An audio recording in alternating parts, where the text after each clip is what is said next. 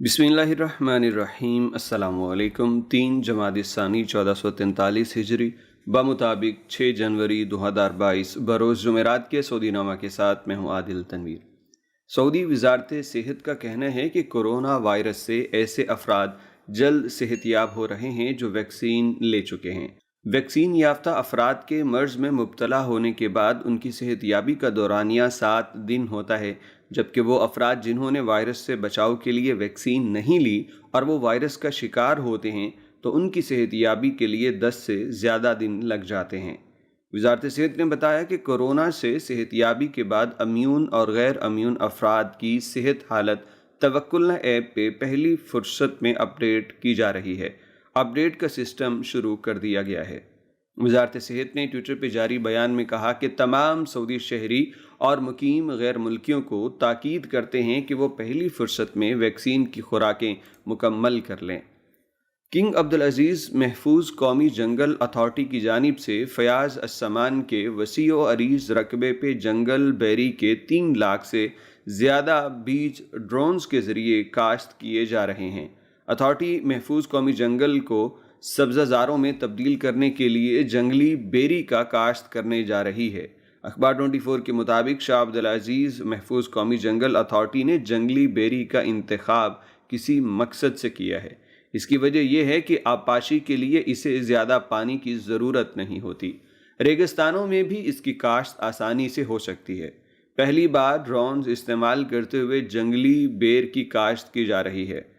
Authority का कहना है कि ड्रोन्स की बदौलत बहुत बड़े रकबे पे बीज डालने में आसानी होगी, इससे वक्त की बचत भी होगी। ड्रोन्स का एक फ़ायदा ये भी होगा कि उन तमाम इलाकों की फ़ोटोग्राफी ड्रोन्स के ज़रिए हो जाएगी जहाँ जहाँ ये बीज डाले गए हैं। निगरानी में भी आसानी होती रहेगी। फ्लाई अदील ने सऊदी दारुल हुकूमत रियाद से ताइफ के लिए बाकायदा परवाज़ों का आगाज़ कर दिया है। फ्लाई अदील मशरक़ वस्ता में मजबूत फ़िज़ाई कंपनियों के तौर पे उभर के सामने आ रही है। एयरलाइन की जानिब से 5 जनवरी बुध को रियाद से ताइफ के लिए अपनी पहली परवाज़ शुरू की गई। ताइफ के लिए रोज़ाना 4 परवाज़ें होंगी, 2 रियाद और दीगर 2 दमाम से होंगी। फ्लाई अदील की इंतज़ामिया ने तवज्जो दिलाई है कि मुमलिकत के तमाम इलाकों और बड़े शहरों के लिए बड़े पैमाने पर परवाज़ें शुरू की जा रही हैं। रियाद से दमाम के लिए परवाज़ का फ़ैसला ऐसे वक्त में किया गया जब मुमलिकत भर में सियाहती और तफरीही प्रोग्राम बड़े पैमाने पर मुनाकिद हो रहे हैं।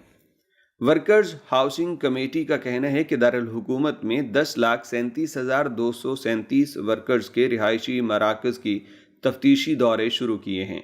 रियाद म्यूनसिपलिटी की जानिब से ट्विटर पर जारी बयान में कहा गया कि लेबर कैंप्स के कानून के तहत मुकर्रर तफ्तीशी कमेटी ने रीजन में 22,000 कारकुनों के रिहायशी मराकज़ में 3 अहम खिलाफ वर्जियाँ रिकॉर्ड की हैं।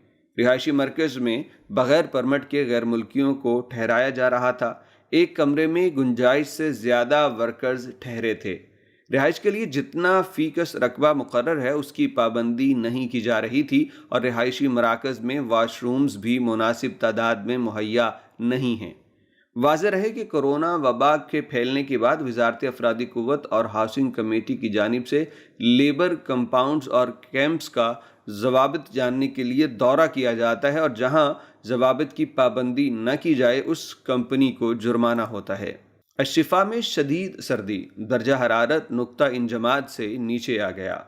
सऊदी फ़ोटोग्राफ़र अबू सामिर अल-करशी ने ताइफ के अशिफा पुरफ़िज़ा मकाम पे दिलकश मनाज़र की तस्वीर सोशल मीडिया पे शेयर की हैं। अशिफा के पहाड़ी मकामात और ज़रई फार्म इंतहाई खूबसूरत नज़ारा पेश कर रहे हैं।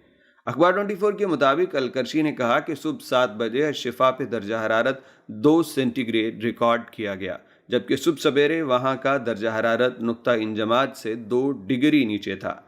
इन दिनों ताइफ सयाहों और मकामी शहरियों नीज़ मुकीम गैर मुल्कियों की आमाजगाह बना हुआ है। बहुत सारे लोग न सिर्फ ये कि शाम के वक्त सैर सपाटे के लिए यहाँ पहुँचते हैं बल्कि सुबह सवेरे के दिलकश और पुरसकून मनाजिर का लुत्फ़ उठाने के लिए भी फजर से पहले ही अशिफा पहुँच जाते हैं।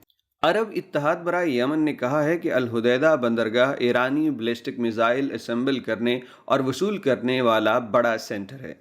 العربیہ نیٹ اور الاخباریہ کے مطابق عرب اتحاد کا کہنا ہے کہ الحدیدہ بندرگاہ سے ہی روابی جہاز کو ہائی جیک کرنے کی منصوبہ بندی کی گئی اور اسی بندرگاہ سے اسے ہائی جیک کیے جانے کی کارروائی انجام دی گئی ہے۔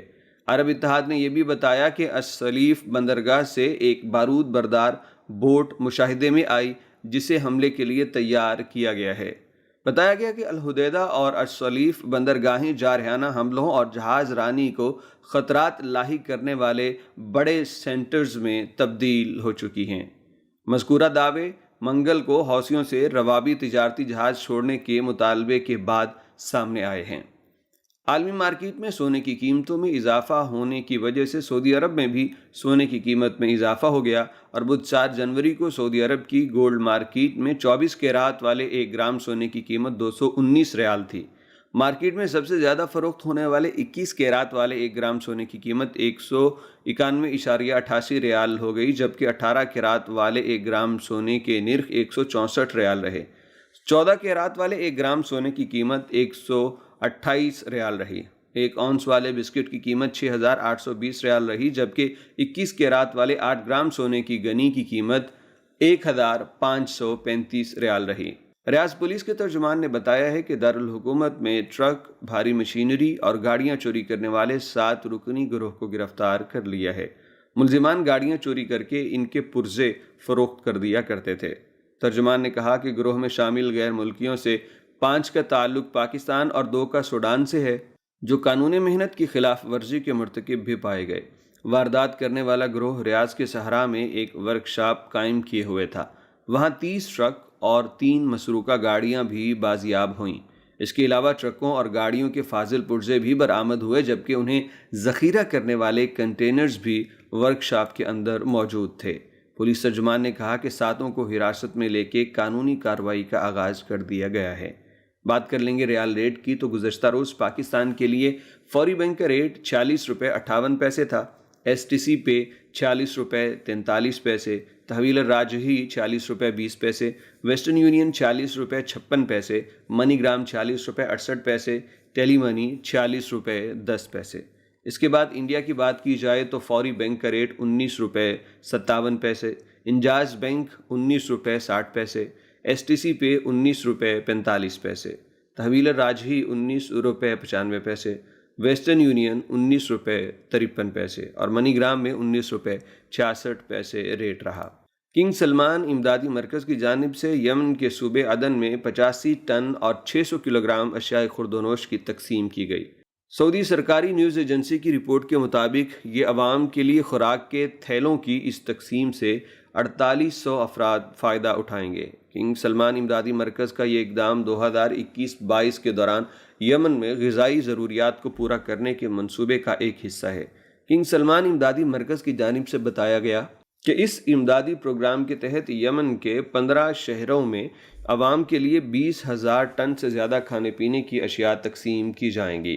دریں اثنا امدادی مرکز نے معارب صوبے میں سردی کے موسم سے نپٹنے کے لیے 137 پیکٹ بھی تقسیم کیے۔ اس امدادی سامان سے 822 افراد کی ضروریات پوری ہو سکیں گی۔ واضح رہے کہ سعودی عرب کا پڑوسی ملک یمن کنگ سلمان امدادی مرکز کی جانب سے سب سے زیادہ مستفید ہونے والے ملکوں میں شامل ہے۔ تو یہ تھی چند اہم خبریں آج کے سعودی نامہ میں۔ آپ تمام احباب کے قیمتی وقت کا بہت شکریہ۔ السلام علیکم ورحمۃ اللہ وبرکاتہ۔